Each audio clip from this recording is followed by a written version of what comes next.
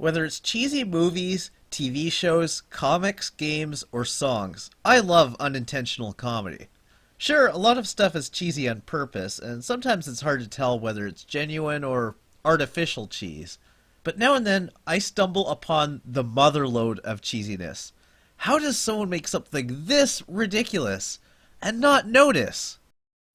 More importantly, where can I find more? This is my quest, to seek out the golden cheese. Good!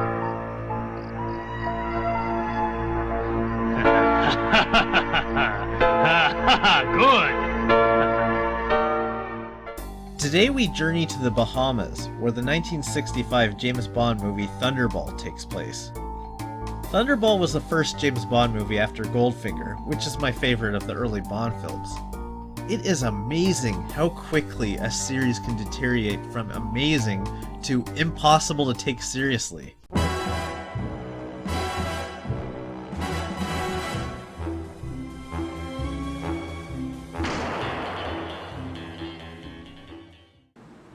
See, Thunderball came out in an era when posing like this was the height of coolness.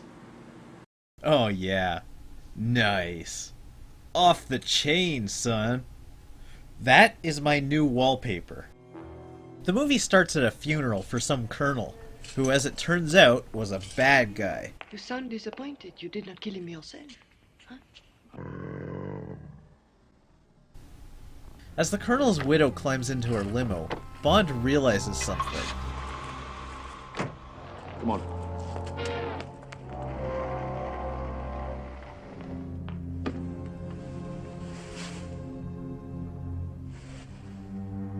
Madame, I've come to offer my sincere condolences. You want to see that again? Nah, we got a whole movie to go through and we shouldn't— Oh, whoops! Now, as it turns out, Colonel MacGuffin faked his own death and then showed up to his own funeral dressed up as his own widow. So that's who Bond punched, and unfortunately that means Nicolas Cage still holds the cinematic monopoly on sucker punching middle-aged women. But on the plus side, we get to see Sean Connery fight a man in drag. Now, you might wonder, how did Bond figure out his plan? Well, Colonel Knickers made one fatal flaw. When disguised as a widow, he opened his own door rather than have it opened for him. Since grieving old widows don't do that, apparently. Sounds solid to me. Now there's some YouTube poop material if ever I saw any. Now all we need is a really weak attempt to string together sound clips to make it sound like they're talking about farting. Then we slap in some Mama Luigi, some CDI references that stopped being funny 5 years ago, and we're done. Instruction book. But anyway, why this long fist fight? Why didn't Bond bring a gun with him? Well, he did just leave a funeral, I guess, so maybe he didn't have time to get one. I just figure being a super spy, he'd keep one in his glove compartment. See, guys, this is why people should give keys to their bodyguards and lackeys. Especially if you insist on putting locks on every door in the house. You kind of want to make sure they can, do their job and prevent you from dying. Well.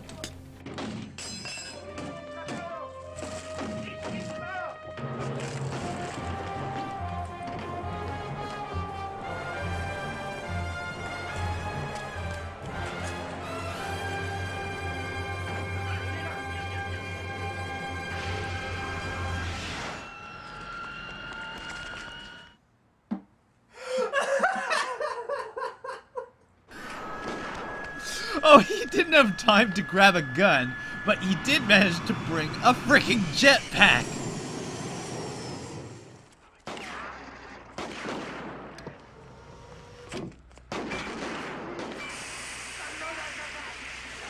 Hey guys, you can just sidestep a bit to avoid... Guys? Oh well. No, that's okay. I guess with your boss being dead, you don't really get paid anyway. At least you made it look like you tried. That'll look good on your resume. Then it's time for the title song, sung by that sultry siren herself, Tom Jones? He always runs while others walk. I should mention that this song doesn't have a whole lot of lyrics. There are just a few very short verses, no chorus. Then he just sings it all really slowly to pad it out. It's like they got in contact with Tom Jones at the last minute and asked him to write the song, so he did it during lunch and wrote it on a napkin. I can only imagine what they told him when he asked what Thunderball means, because he just went with thunder equals lightning equals James Bond strikes like Thunderball.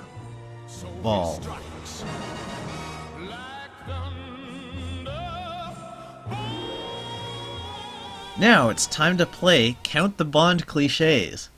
10 points each, plus bonus points for everything you see that has been heavily parodied in pop culture. We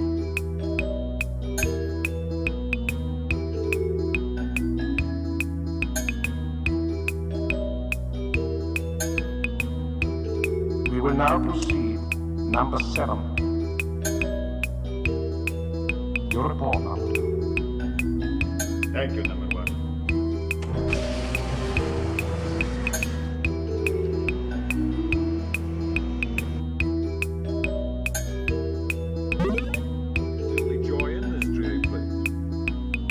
I see you discovered that too. I love how Bond meets a guy and notices a tattoo and immediately becomes suspicious. Then he phones Moneypenny, and based on a really short, vague description, she draws it perfectly. A red square with a spike through it. I'd like to think there are thousands of alternate universes where she drew something totally different, and this is the only universe where it actually leads them down the right path. And now it's time for what Sean Connery fans everywhere have been waiting for.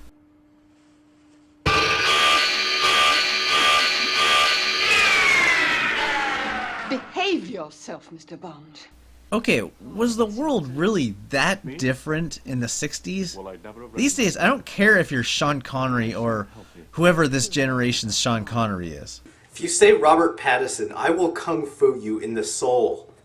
If you pull something like that on someone in the workplace, you get fired, sued, arrested, and, I don't know, Anonymous probably prank calls you and asks you if you have Battletoads for about a year. Even back then, I'm pretty sure you get more than just an annoyed insistence that you behave yourself. At the very least, I'd think she'd probably be too upset or uncomfortable to continue. Nope. After she has a moment to get her silly feminine hysterics out, she's a perfectly functioning unit once again.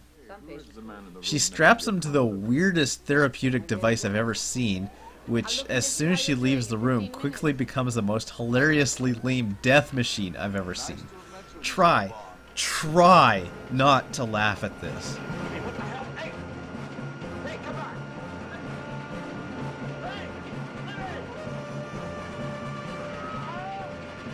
Of all the ways to try to kill the Sean Connery version of Bond, you go with the dry humping machine. If there's ever a situation that this guy can't hump his way out of, that's the one you probably want to go with. So Bond gets rescued by his masseuse, who thinks it was her fault. Oh, you wouldn't tell Dr. Wayne. Please, I'd lose my job. What does Bond do? Oh, of course, he goes with it, thus lying and extorting his way into her pants. And now that he's got that under his belt, he gets revenge on a random stranger.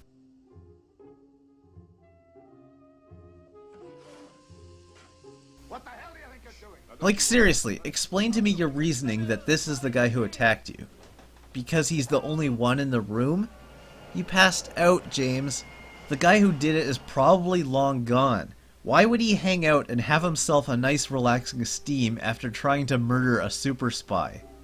I think Mr. Bond just felt like he had to get even with someone and didn't care who. Our hero, blackmailing women to get his rocks off, and then meting out swift, steamy vengeance against totally innocent bystanders. What's that? You didn't want to get burned to death? You should have thought of that before the other guy screwed with my humping machine. Oh, and also, after guilting that woman into boning, it seems pretty obvious that she's going to get blamed for that other guy burning to death. So after all that, she's probably going to lose her job anyway.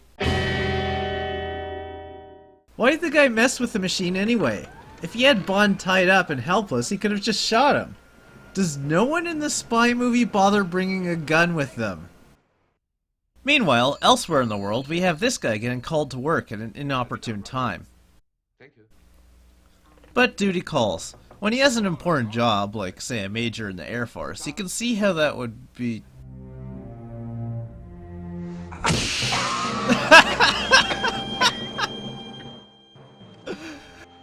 Can we see that again? Oh man. A man who looks exactly like him is waiting with a gun, and when he pulls the trigger, dude gets a face full of gas. It sounds even dumber when I say it out loud. Do I really need to explain why this is stupid? You know what? I'm not going to. I wouldn't dare diminish the comedy of this scene. Now, of all the places for them to take the body of the real Major, they take it to a spa. The very spa where James Bond is staying and giving women massages with a bear claw. Anyway, James Bond, being a human being with eyes, sees them walking right in with a dead body and investigates. And, being an idiot, doesn't think for a moment that he should go somewhere safe before calling it in.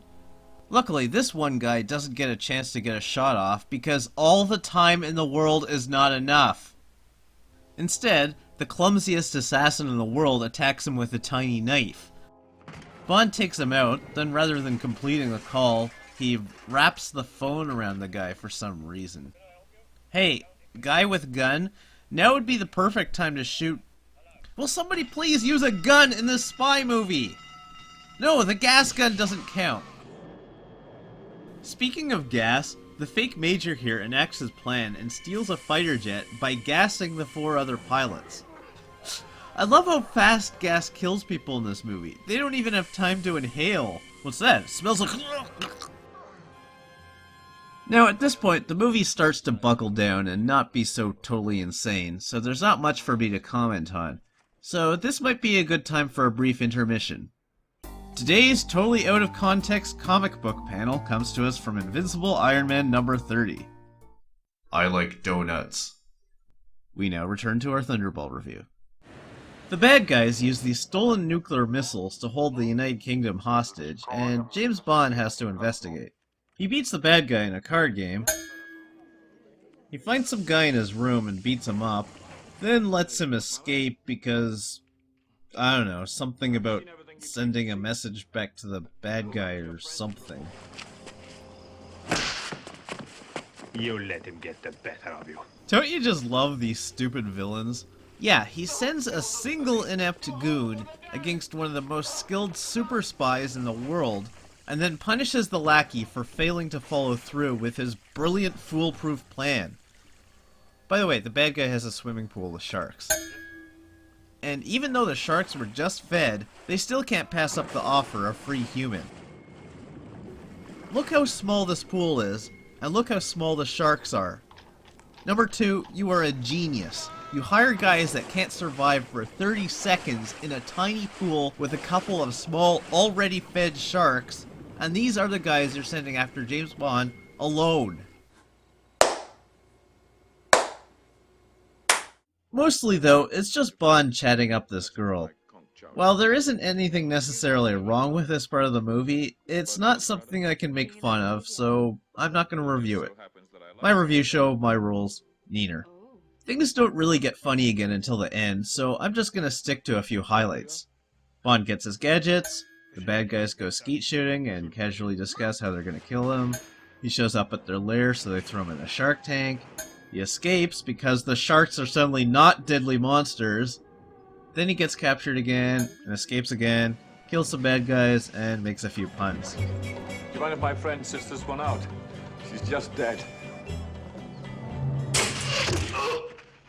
I think he got the point. You have to love how nonsensical this scene in particular is. He and the bad guy girl guy have a dance in public. All the villains stand around and watch as a mysterious gun comes from behind a curtain. I don't know if this guy would even be able to see what he's aiming at since his head is still hidden, but that's debatable.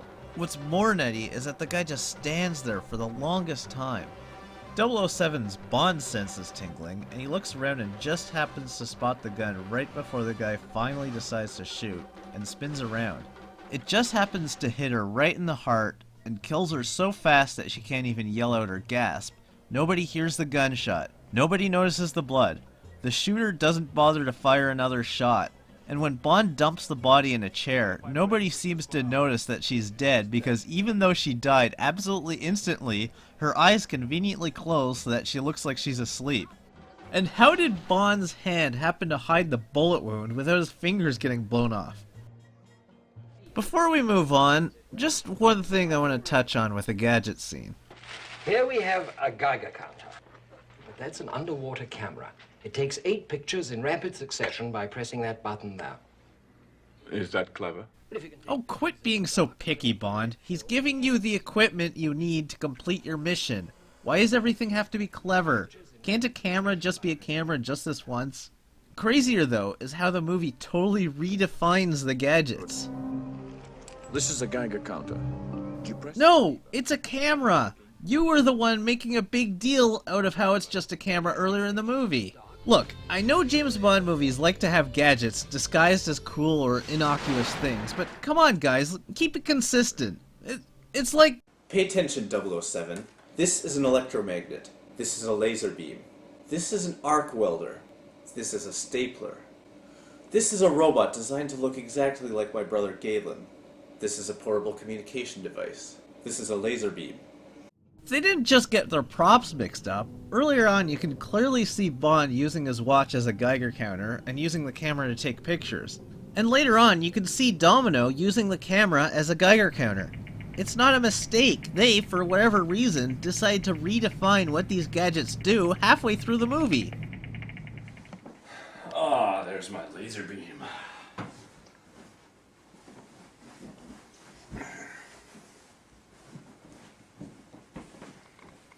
Bond eventually finds the nukes and summons backup, and that's where we get a long underwater battle sequence. Now, what background music would best suit this? Maybe the Blue Danube, like in 2001, to accentuate the slow pace of the fight?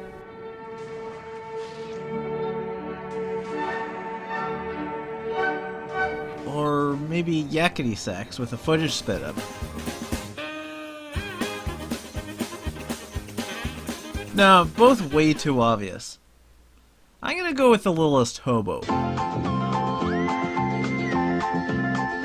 There's a voice that keeps on calling me down the road, that's where I'll always be.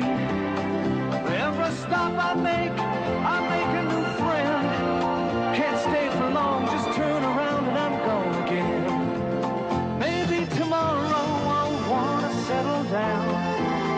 Until tomorrow, I'll just keep moving on. Until tomorrow, the whole world is my home.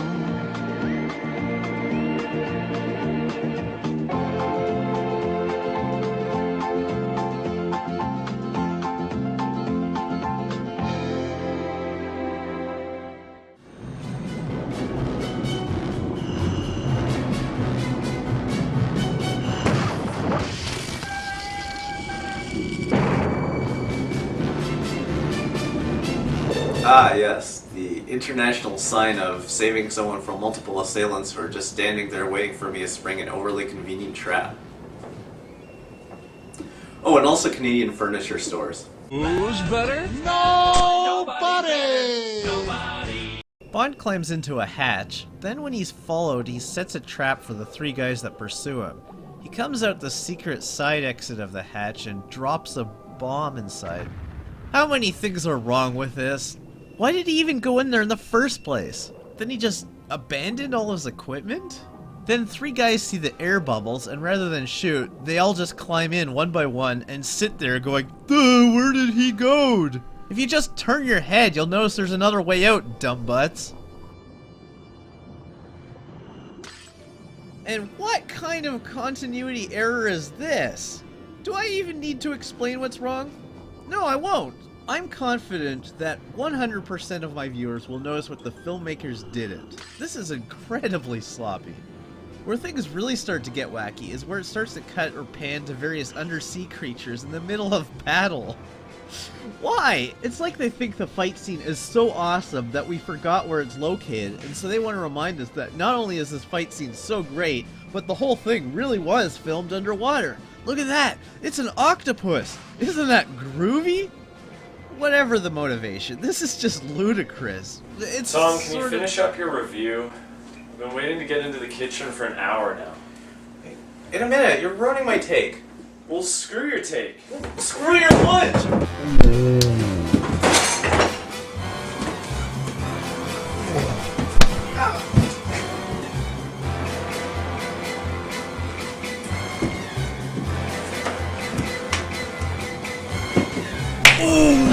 Toasty!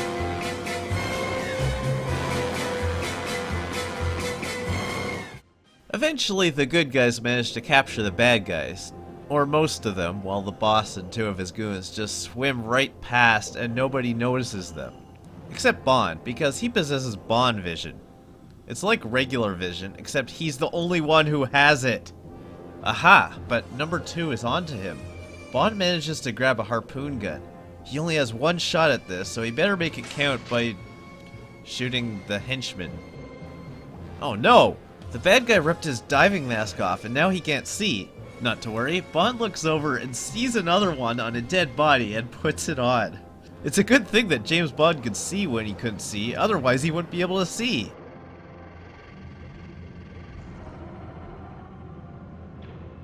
So the villain escapes to his ship and... what's with the uniforms? This guy's wearing a fancy captain's uniform, but this guy's just wearing a black t-shirt with the name of the boat on it. And they detach the front of the cruise ship like it's a Starship Enterprise? Does this make it go faster? I don't get it. Bond manages to climb aboard and has a clumsy fight scene. Time for number 2 to take care of. Ow! In the midst of battle, somehow the ship starts going even faster. Yeah, apparently even though they were on the run from these big warships and detached half of the ship to give themselves more mobility, they weren't going top speed until Bond yanked this lever. Look how monstrously fast this is. This is Sparta. Oh no, they're about to crash into that island. Oh good, they cut away. They're safe now.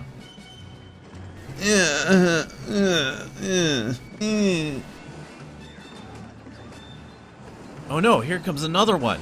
Oh, whew, that was close. Luckily, this ship can pull sharp left turns at 300 miles per hour in the middle of the freaking ocean. Excellent maneuver, Bond. Let's see that again. He makes it look easy. Like, way too easy.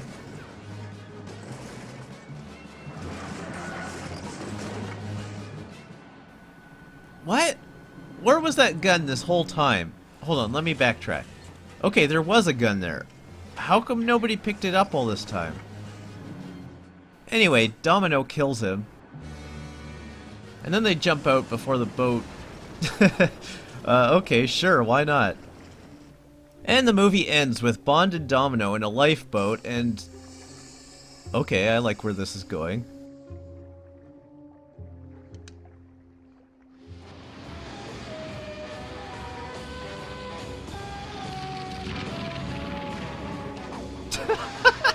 What? So this was the escape plan all along?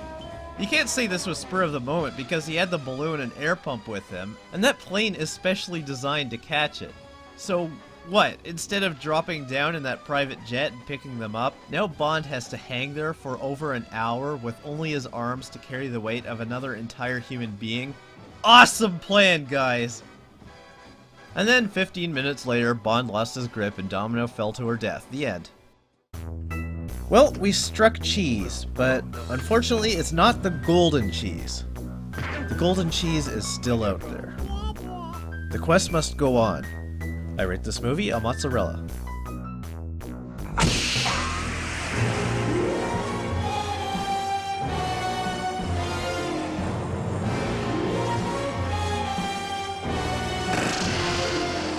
He always runs lovers walk. He acts while other men just talk. He looks at this world and wants it all. So he strikes like thunder.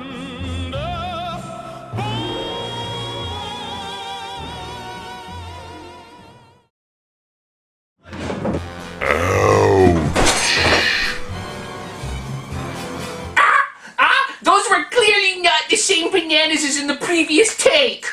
I am unsubscribing. In fact, I'm going to tell this so-called genius just what I think of him. Dear, he is an evil douchebag. I, Mick Dickington, will no longer be able to watch your videos because of your gratuitous lack of continuity. Bananas are serious business. My mom says so.